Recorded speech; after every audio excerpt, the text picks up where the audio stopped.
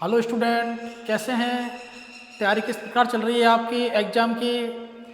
आपके एग्ज़ाम के लिए आपको बेस्ट ऑफ लक, लगातार तैयारी करते रखिए। मैं क्वेश्चन लेकर आया हूँ इलेक्ट्रिक पोटेंशियल का, है ना, विद्युत विभव का। क्वेश्चन पढ़ते हैं, शुरू करते हैं। कैसे, अगर ऐसा क्वेश्चन आएगा तो हमको कैसे करना है, ठीक है? तो किसी बिंदु जिसके लिए एक्स की वैल्यू दे रखी है आपको, वाई दे रखा है और जेड दे रखा है, ठीक है ना, तीनों वैल्यू दे रखी है। पर विद्युत विभव का मान दे रखा है, वी दे रखा है 80 x square plus 60 Y square संबंध से प्रदर्शित किया जाता है, मतलब वी का मान दे रखा है, ठीक है ना। इस बिंदु पर विद्युत क्षेत्र के तीनों घटकों को ज्ञात कीजिए। इसमें लगेगा विद्युत क्षेत्र और विद्युत विभव में जो संबंध था वो वाला फॉर्मूला अपन अप्लाई करेंगे। The value of electric potential is represented by the relation V equal to 80 x square plus 60 Y square at a point for which X की वैल्यू दे रखी है, x equal to -2 metre, y equal to 4 metre, z equal to 6 metre.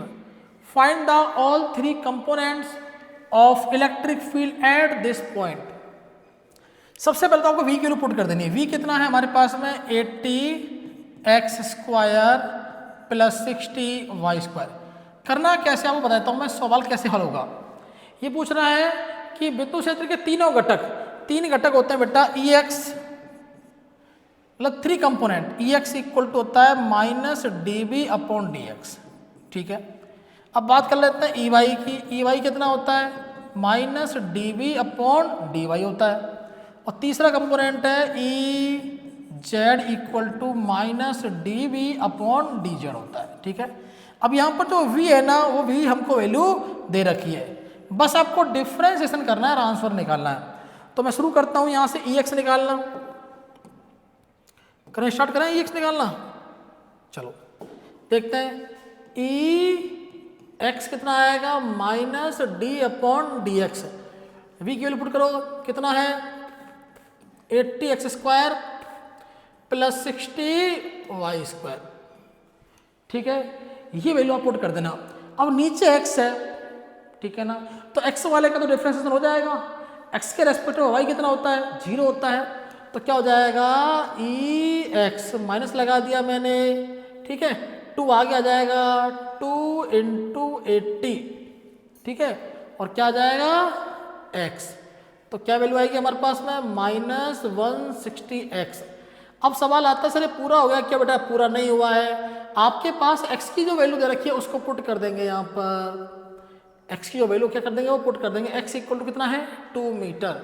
तो हमारे पास value आएगी ई x की minus 160 into -2, ठीक है। अब आपको ध्यान रखना माइनस प्लस का बहुत ध्यान रखना है। माइनस माइनस कितना हो जाएगा, प्लस कितना हो जाएगा, 320। पीछे क्या लगा दोगे, अब देखो यहाँ पर ये तो मीटर में था, बट ई की यूनिट क्या होती है, वोल्ट अपॉन मीटर, ठीक है ना। ई एक्स, ओके, या न्यूटन अपॉन कूलम ले सकते हैं। अच्छा, इसी तरह आपको ई वाई निकाल देना है। तो छोटा कर दूं मैं इसको, ताकि आपको इसकी शॉट लेने में कोई दिक्कत नहीं आए, आराम से आपका कवर हो जाए। अगर निकालें ई वाई